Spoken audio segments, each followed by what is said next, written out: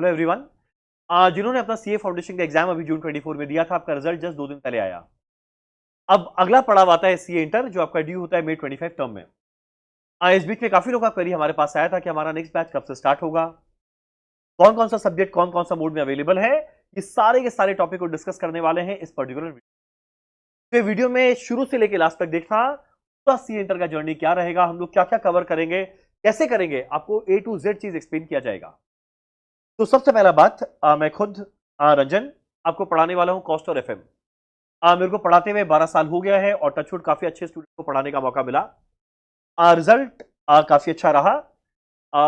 मेरा भी जो अभी आपके स्क्रीन के सामने खुला हुआ है, तो अगला टारगेट ये होना चाहिए आपको भी 100 आउट ऑफ 100 मिले कॉस्ट के अंदर में। तो पहला बात, कॉस्ट और एफएम मैं खुद पढ़ाऊंगा। अभी हम लोग स्टार्ट करेंगे कॉस्ट सब्जेक्ट के साथ।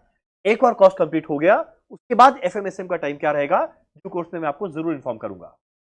अब अगला जो सीए इंटर का जो ग्रुप 1 का पहला सब्जेक्ट है और हर एक कॉमर्स वालों के लिए सबसे इंपॉर्टेंट सब्जेक्ट है, वो है एडवांस अकाउंट। तो एडवांस अकाउंट्स पढ़ाने वाले हैं, जैसा कि आप सब जानते हैं, विष्णु केडिया सर। तो विष्णु सर, एक बार आप प्लीज आइए और एक बार आप प्लीज जरा बताइए कि हम लोग किस तरीका से एडवांस अकाउंट्स को डील करने वाले हैं। तो सबसे पहला बात कि अब एडवांस अकाउंट्स के अंदर में बहुत कुछ प्रैक्टिकल एप्लीकेशन आ गया अकाउंटिंग स्टैंडर्ड का। तो सर, आपका 5 साल का एक्सपीरियंस है बिग फोर में, जहां पे आपने प्रैक्टिकली हर चीज को अप्लाई किया। तो कैसे हम लोग इनकॉर्पोरेट करने वाले हैं पढ़ाने के टाइम, और कैसे इतने बड़े सिलेबस को हम लोग एकदम एग्जाम ओरिएंटेड फोकस्ड वे में किस तरीके से कवर करेंगे, एक बार सर प्लीज फटाफट एक बार डिस्कस करिए। जैसा कि अपना एडवांस अकाउंटिंग का सिलेबस है, सारे के सारे अकाउंटिंग स्टैंडर्ड्स है और कुछ एडिशनल चैप्टर्स है जो अदर देन अकाउंटिंग स्टैंडर्ड्स है। जैसे कि शेड्यूल 3 फाइनेंशियल स्टेटमेंट्स बनाना, उसमें भी आप ऐसे मान लो कि पूरा का पूरा अकाउंटिंग स्टैंडर्ड्स का ही एप्लीकेशन है। और उसके बाद एक ब्रांच अपना चैप्टर है जो थोड़ा सा बड़ा चैप्टर है, बट उसमें अकाउंटिंग स्टैंडर्ड्स का एप्लीकेशन नहीं है, इट्स अ डिफरेंट चैप्टर। तो क्योंकि जब ऑडिट करते हैं तो पूरा का पूरा अकाउंटिंग स्टैंडर्ड्स का एप्लीकेशन पे ही फोकस रहता है, तो प्रैक्टिकल एग्जांपल्स के साथ में हम लोग अकाउंटिंग स्टैंडर्ड्स को बहुत अच्छे से समझ सकते हैं। और अपने जब सारा का सारा अकाउंटिंग स्टैंडर्ड्स कवर करते हैं तो अपना सिलेबस है बहुत ही ह्यूज। मतलब आप out of all the 6 subjects I would say advance accounting का सिलेबस बहुत ही ह्यूज है। अब अपने को अपना अंडरस्टैंडिंग, कॉन्सेप्ट क्लैरिटी बहुत एक नंबर होना चाहिए। उसके बाद एमसीक्यूज भी आप अटेम्प्ट कर पाओ, उसके लिए आप लोग का कॉन्सेप्चुअल क्लैरिटी और ज़्यादा इंपॉर्टेंट हो जाता है। तो इस कंसेप्चुअल क्लैरिटी के साथ में हम लोग पूरे सिलेबस को कवर कर सके और बहुत ज़्यादा टाइम भी ना ले ले। मतलब 130 140 क्लासेस लेकर के अगर आप एक ही सब्जेक्ट कवर करोगे तो फिर आपका बाकी सब्जेक्ट्स में फिर वो इशू क्रिएट होता है। तो अपने इस बात को ध्यान में रखते हुए कि पूरा complete syllabus without compromising on quality in any manner, हम लोग इसको 80 to 85 क्लासेस में पूरे सिलेबस को बहुत एफिशिएंट तरीके से कवर कर सके, सो दैट आपके पास रिवीजन के लिए भी सफिशिएंट टाइम रहे, एमसीक्यूज प्रैक्टिस करने के लिए अलग से और एडिशनल आपके पास टाइम रहे, रिवीजन के लिए आपके पास सफिशिएंट टाइम रहे, मॉक एग्जाम देने के लिए सफिशिएंट टाइम रहे, सो दैट आप एकदम कॉम्प्रिहेंसिव तरीके से अपना कंप्लीट प्रेपरेशन कर सको। तो गाइज इस तरह से अपना पूरा का पूरा एडवांस अकाउंटिंग का सिलेबस कवर करने वाले हैं। यानी हम लोग ट्राई करेंगे 80 to 85 क्लासेस में पूरा का पूरा सिलेबस कवर करें, और कहीं पे क्वालिटी के साथ कोई ऑब्वियस बात है कॉम्प्रोमाइज होगा ही नहीं। चलिए सर, एकदम परफेक्ट। तो ये था हमारा एडवांस अकाउंट्स। अब अगला एक बड़ा इंपॉर्टेंट सब्जेक्ट आता है, वो है लॉ। आप देखो, लॉ हम लोग का 11-12 में कुछ खास पढ़ा हुआ, इनफैक्ट कभी नहीं पढ़ा हुआ रहता है। अब फाउंडेशन के अंदर में लॉ पढ़ा हुआ रहता है, पर इंटर में जो लेवल है वो काफी बढ़ता है। अब जैसा कि आप ऑलरेडी सब जानते हैं, जो थ्योरी में चैंपियन है, जो थ्योरी के मास्टर है, वो लॉ और स्ट्रैटेजिक मैनेजमेंट 2 सब्जेक्ट पढ़ाने वाले हैं, मयंक सराफ सर। तो मैं एक बार फटाफट बुलाता हूं मयंक सर को। सर प्लीज एक बार आइए। अब जरा प्लीज एक बार बताइए कि हम लोग किस तरीका से लॉ और एसएम दोनों को डील करने वाले हैं। थ्योरी सब्जेक्ट है, लोग का इंटरेस्ट भी बरकरार रखना है, मार्क्स भी लाना है, किस तरीका से चीज पॉसिबल हो पाएगा।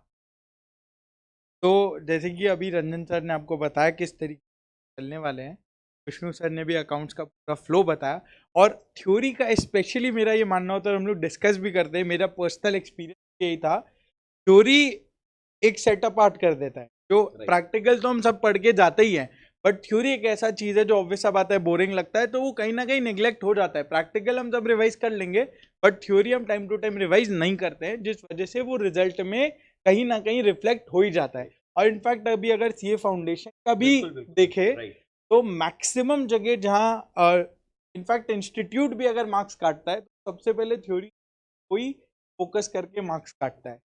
तो इसीलिए फुल फोकस के साथ अपने थ्योरी पढ़ेंगे, लॉ और एसएम। अपना हार्ट एंड सोल फोकस होगा वो 3 घंटा एग्जाम हॉल में जो अपने को लिखना है, रिटन प्लस एमसी, वो बेस्ट पॉसिबल मैनर में 100 का 100 मार्क्स अपने अटेम्प्ट कर सके। अब वो ऑब्वियसली सुन के तो लगता है ठीक है 3 घंटे में 100 नंबर लिखना है, वो तो लिख ही लेंगे, बट वैसा होता नहीं है, क्योंकि जब हम एग्जाम हॉल में बैठ के लिख रहे होते हैं वो पता नहीं चलता है। तो उसके लिए प्रिपरेशन डे 1 से स्टार्ट होना होगा, जिसका फॉर्मेट कुछ इस तरीके से होगा कि सबसे पहले हम लोग क्लासेस में कॉन्सेप्चुअल डिस्कशंस करेंगे। अब उसमें भी ये होता है कि अगर एक बोरिंग तरीके से कॉन्सेप्ट्स को खाली डिस्कस कर लें, बुकिश लिखा है लैंग्वेज में, वो अपने भूल जाएंगे एक दिन में। तो उसको भी रियल लाइफ एग्जांपल से रिलेट करके कि हाँ जो हम पढ़ रहे हैं वो रियलिटी में होता है, तो वो अपने रिटेंशन में काफ़ी ज़्यादा हेल्प कर जाता है। वो रिवाइज करते हुए चलेंगे। अब उसको पढ़ तो लिए अगर, लेकिन एप्लीकेटिव क्वेश्चन आने एग्जाम में स्ट्रेट फॉरवर्ड, तो अब 6 सब्जेक्ट होने के बाद इंस्टीट्यूट पूछता नहीं है, तो उसको फिर हम लोग एवरीडे एक क्वेश्चन ट्राई करेंगे, एवरीडे एक क्वेश्चन लिख लेते हैं। तो लेट से 72 लेक्चर्स होते हैं, तो 72 क्वेश्चन भी अगर अपना लिखना हो जाता है इन क्लास, प्लस कुछ होमवर्क में अगर अपने लिख लेते हैं, तो नियर अबाउट 85-90 क्वेश्चंस भी लिख लिया, तो मोर देन वेल प्रिपेयर्ड हो जाते हैं अपने एग्जाम हॉल में। टेस्ट्स अलग से जो है वो, तो कुछ इस तरीके से अपना लॉ का प्रिपरेशन चलेगा, जिसमें हम conceptual clarity, revisions and written practice पे फोकस करते हुए अपना सिलेबस रैप करेंगे इन 70, 2-3 क्लास का बफर, 73 लेक्चर्स के अंदर में आपका टोटल 100 मार्क्स का लॉ रैप अप हो जाएगा। यानी जो पहले लॉ है खाली रटने से काम नहीं चलेगा, इसका प्रैक्टिकल एप्लीकेशन भी आना जरूरी है। एग्जाम में आजकल केस बेस्ड एमसीक्यू आता है, तो केस बेस्ड में जब तक एप्लीकेशन नहीं पता रहेगा तब तक एनीवेज आंसर दिया नहीं जा पाएगा। अगर ये तो केस से पढ़ के रेफरेंस मिल जाएगा, वैसा होता नहीं है। वो इतना टाइम ले लेता है कि अपने फिर वो 3 घंटे में पेपर खत्म करने में स्ट्रगल करते हैं। तो अभी हम लोग स्टार्ट करने वाले हैं सबसे पहले एडवांस अकाउंट्स और कॉस्ट, और अगला लॉ के साथ। ये तीनों रहेगा फेस टू फेस, और मीनवाइल आपका डायरेक्ट टैक्स इनडायरेक्ट टैक्स चलता रहेगा, वो जो लाइव ऑनलाइन मोड में रहेगा। इसका बैचेस कब से स्टार्ट होने वाला है एक बार फटाफट डिस्कस करें।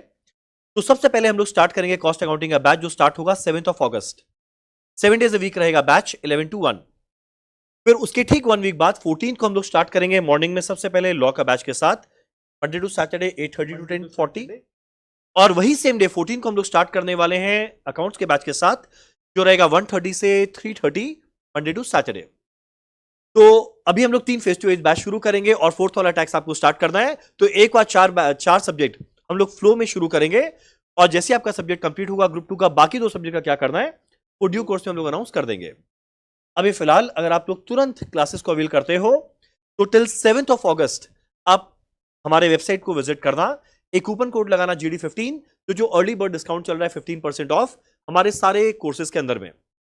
और अगर बाई चांस आपका सीए फाउंडेशन में बड़ा मेहनत करके 280 या 280 प्लस आया है, तो आप डिजर्व करते हैं सीए इंटर के अंदर में मेरिट बेस्ड स्कॉलरशिप।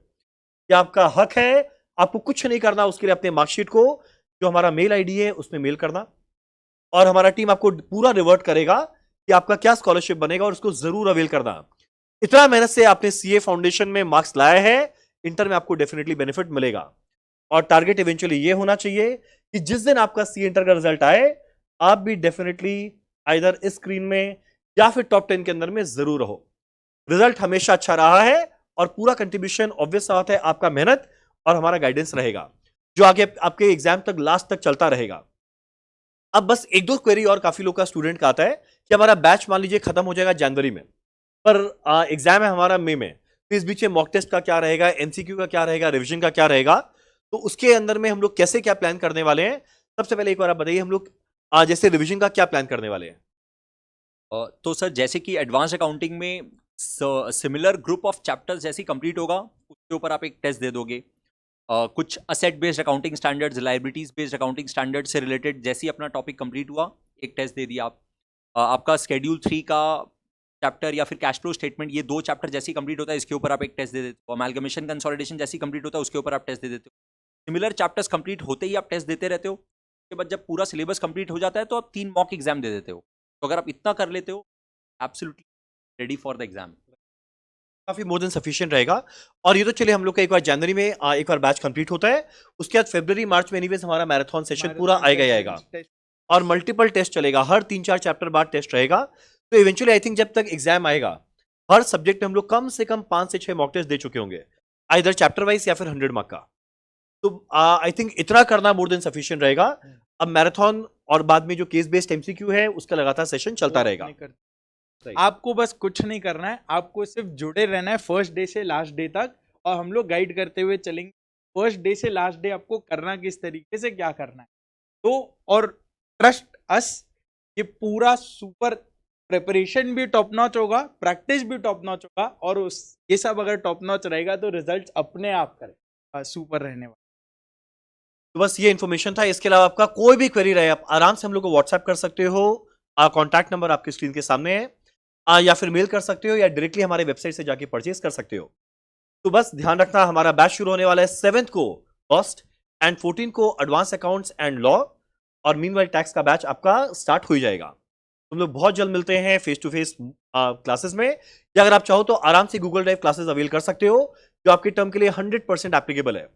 तो इधर फेस टू फेस या लाइव ऑनलाइन या गूगल ड्राइव, आपको जैसा मन चाहे आप अवेल करना, बस खाली रिलीजियसली क्लास करते रहना, रिजल्ट फैंटास्टिक रहेगा। चलो हम लोग बहुत जल्द मिलते हैं हमारे क्लासेस के अंदर में।